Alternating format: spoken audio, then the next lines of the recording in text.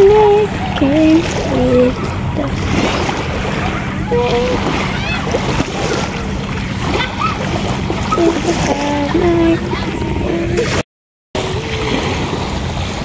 lakad.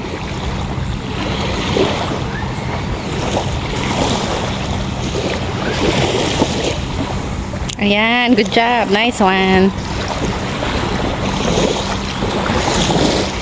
Okay na. Magwagwan. Tingin ka dito. Kaway. Likod. Ikot. Kaway. Oh, wait. Ang arte-arte naman kasi. Walang maayos na video mo.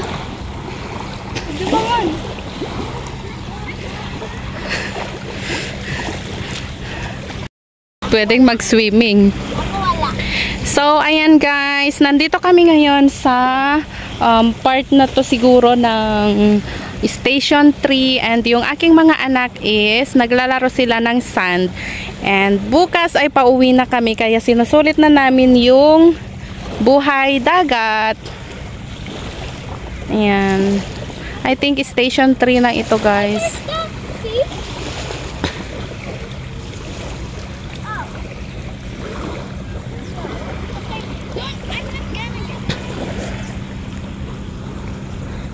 Daming puno ng niyog.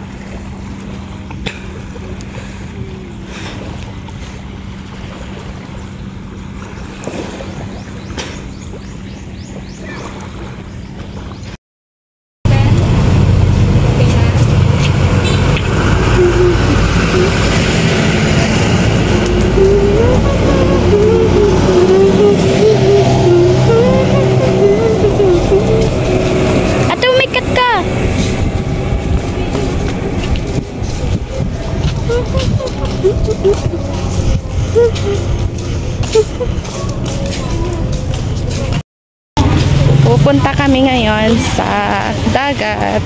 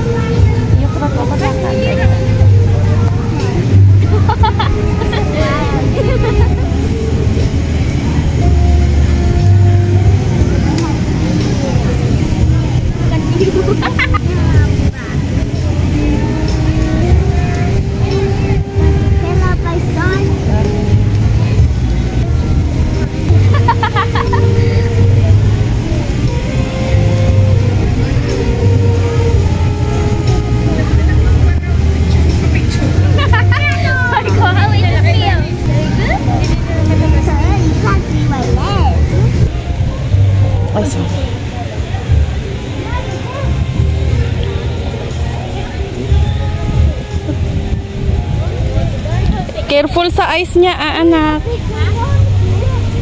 Where's your feet? Where's your belly?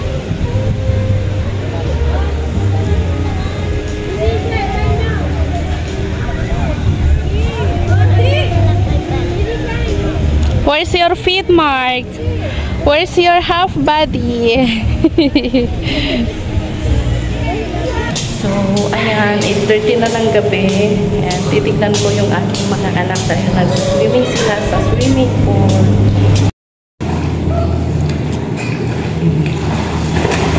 Sinusulit nila kasi uwi na kami bukas.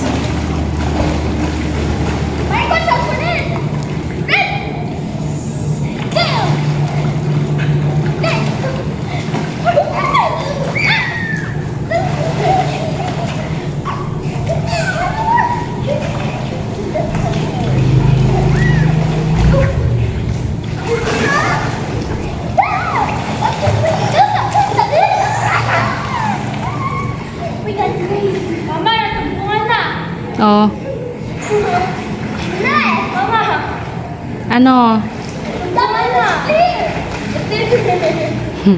Ni ading nyo. Kat anok garutat ta.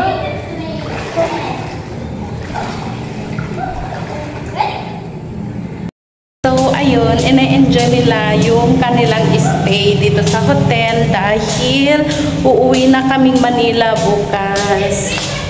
So, ako naman ay nagpapak na ng aming mga things. So, ayan.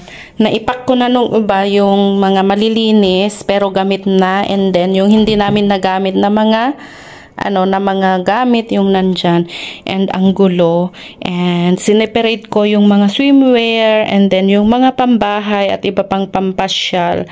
And ayan, nagpapak na ako. Ang gulo kasi itong binook naming hotel is clean as you go. So kailangan linisin ko muna itong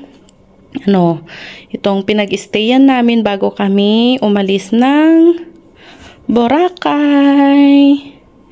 We will gonna miss you, Boracay. We will gonna see you again next time. So, meron pa kaming mga sampay doon. Mga basa yan, guys, dahil ginamit namin yan kanina. Kahit saan talaga lapitin ako ng mga posamin. Oh. See? Meow.